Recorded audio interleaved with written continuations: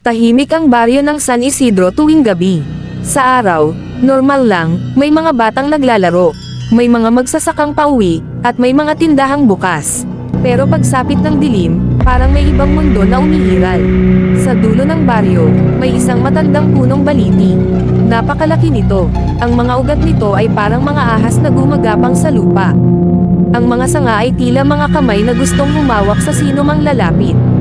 At sabi ng mga matatanda, may nakatira raw doon. Si Marco ay bagong lipat sa baryo.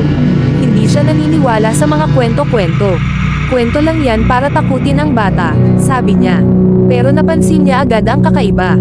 Tuwing gabi, may naririnig siyang mahinang iyak mula sa direksyon ng punong baliti. Hindi ito iyak ng hayop. Hindi rin iyak ng tao. Parang, may hinihila. Isang gabi, nilapitan siya ni Aling Rosa, ang pinakamatandang babae sa baryo. Anak, sabi nito, kung makarinig ka ng iyak, huwag kang lalapit sa baliti. Bakit po? Tanong ni Marco.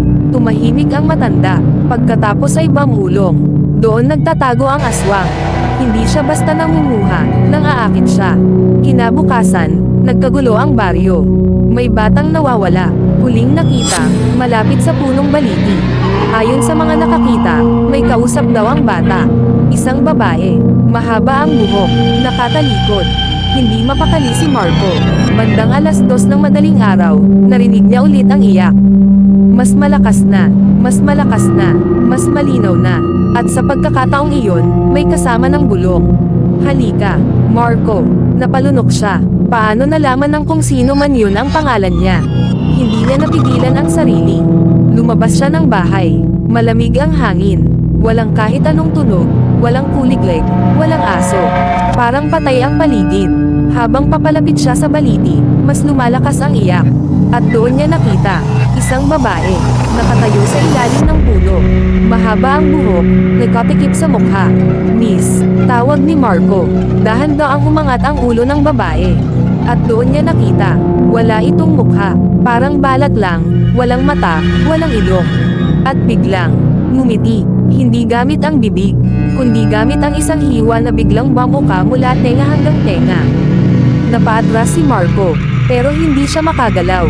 Parang may humihila sa kanya papalapit. Nakita niya, ang mga ugat ng punong baliti. Gumagalaw, paikat sa panya, parang buhay. Ang babae ay biglang tumuwid. Unti-unting hamaba ang katawan. Lumabas ang mahabang dila, at ang likod nito, nabiyak, parang may pakpak na lumabas mula sa laman.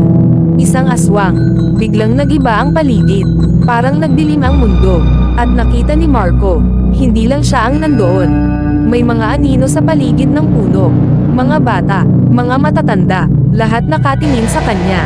Walang galaw, walang buhay.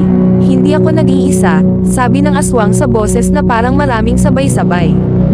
Lahat sila, dito na nakatira. At unti-unting lumabas ang mga nilalang mula sa puno. Hindi sila tao. Hindi na.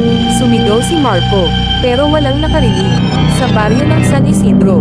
Sanay na sila. Hindi na sila lumalabas kapag may sumisigaw sa gabi. Kinabukasan, may isa na namang nawawala. Si Marco. At gaya ng dati, walang naghahanap. Hanggang ngayon, ang punong baliti ay nandyan pa rin.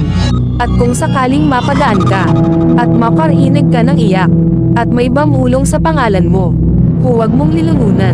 Dahil baka, hinihintay ka na nila.